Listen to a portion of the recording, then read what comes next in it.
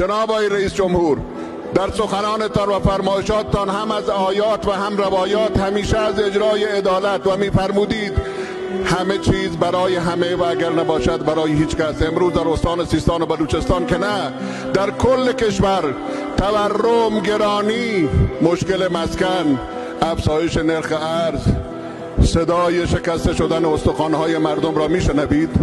جناب آقای رئیس جمهور، شما که دم از عدالت میزنید آیا تسلطی بر دولت خود دارید؟ حق معلمان که از پارسال تا کنون منتظرند، یک نامه را سازمان برنامه میزند و حق و تدریس و نهضتی و شرکتی و خرید خدمات برباد. وضعیت کشاورزی روز به روز بدتر.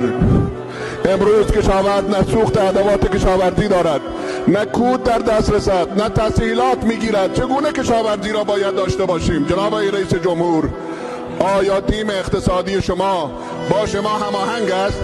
نرخ ارز سر به آسمان کشیده است، ارزش پول ملی سقوط کرده است، گوشت کالای دست نیافتنی است، مرغ قیمت از کهکشانی است، برنج و روغن و سایر کالاهای اساسی که هیچ. فرزندان ما، جوانان ما از نرخ بیکاری مجبورند به سوخت کشی و سوختبری رو بیاورند که هم در آتش تصادفات قهری میسوزند، یعنی نان به قیمت جان.